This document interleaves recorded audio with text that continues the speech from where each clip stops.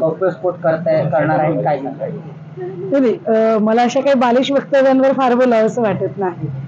ज्या पद्धतीने 2 टप्प्यांमधल्या मतदानाच्या एकूण निरीक्षण आणि विश्लेषण येत आहेत, त्यावरून भाजपाच्या हे पक्क लक्षात आलंय की महाराष्ट्रातली निवडणूक त्यांच्या हातातनं पूर्णतः निसटलेली आहे. त्यामुळे भाजपचा प्रत्येक माणूस अगदी मोदीजींपासून ते त्यांच्या ब्रिगेडमधले हे जे कंबोज राणे वगैरे जे लोक आहेत यांच्यापर्यंत अशी बेताल वक्तव्य होत राहत आहेत. ज्या पद्धतीने मोदी म्हणाले की माझे आणि उद्धवजींचे संबंध चांगले आहेत किंवा त्यांच्यासाठी रस्ते रिकामे आहेत वगैरे वगैरे, जर असं असतं तर मग उद्धव साहेबांच्या आजारपणाच्या काळामध्ये मोदीजींनी त्यांचे एवढे चांगले मित्र उद्धव ठाकरे आजारी असताना त्यांना सत्तापाटावरून खाली खेचण्यासाठी एवढं मोठं षडयंत्र रचलं असतं का? त्यामुळे आत्ता फक्त आणि फक्त उद्धव साहेबांचं गुडविल शेअर करण्यासाठी आणि लोकांमध्ये एक संभ्रम निर्माण करण्यासाठी जर काही वक्तव्य केली जात असतील तर त्याला काही अर्थ नाही. आणि कंबोज सारख्यांच्या बालिश वक्तव्यांवर तर न बोललेलं बरं.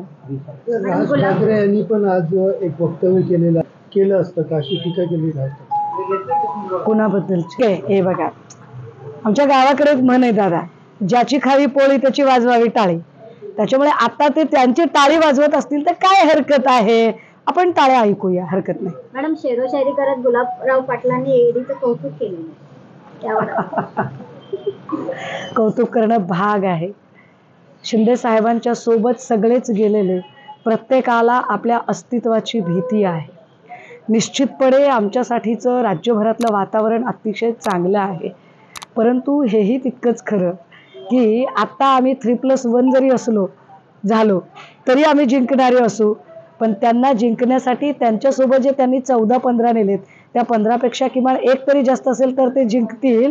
पण 15 मधले 5 जागा तरी, ज्या काही 14-15 लढतायत त्यातल्या 5-4 जरी जागा त्यांना टिकवता येतात का, ह्याचं आधी त्यांनी बघावं.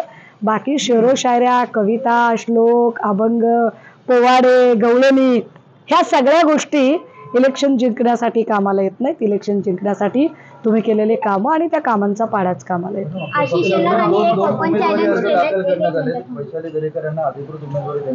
त्याच्यात एवढं काही आपण वेगळं अर्थाने घ्यायची गरज नाही. असं बऱ्याचदा आणि अनेक पक्षांमध्ये असतं की एक बॅकअपला फॉर्म भरलेला असतो, तर बॅकअप फॉर्म भरला म्हणजे काहीतरी आलबेल नाहीये किंवा काहीतरी वेगळी गोष्ट होणार आहे असं काही समजायचं कारण नाही. शिवसेनेमध्ये अंतिम शब्द हा सन्माननीय पक्षप्रमुखांचा असतो. सन्माननीय पक्षप्रमुखांनी निर्णय घेतलेला आहे आणि त्या निर्णयाची तामील करणं ही आमच्या सगळ्यांची जबाबदारी आहे. वैध झालेले आहेत दोन्ही, तर उद्या जाधव सर फॉर्म मागे घेणार का? निश्चितपणे तुम्हाला उद्या ती सगळी उत्तरं मिळतील. ज्या अर्थी मी इथे आले एवढा वेळ काढून, मी आजही असणार आहे, मी उद्याही असणार आहे. मला असं वाटतं की उद्या आपण निश्चितपणे याच्यावर अजून एक वेगळा बाईट करूया, काहीच हरकत नाही. नाही, मला बाकीच्यांचे काही चॅलेंजची घेणदेण नाही.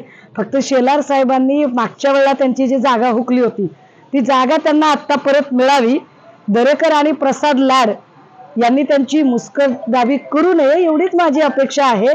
इतरांना चॅलेंज करण्यापेक्षा, इतरांचे चॅलेंज सांभाळण्यापेक्षा सध्या शेलारांची मुस्कटदाबी किती होते आणि शेलार आपलं स्थान टिकवू शकतात की नाही यावर त्यांनी कॉन्सन्ट्रेट करावं. बाकी आमचं काय ते आम्ही बघून घेऊ.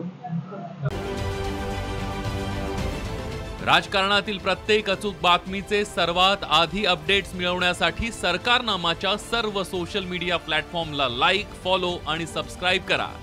तसंच सर्व नोटिफिकेशनसाठी बेल आयकॉन प्रेस करायला विसरू नका.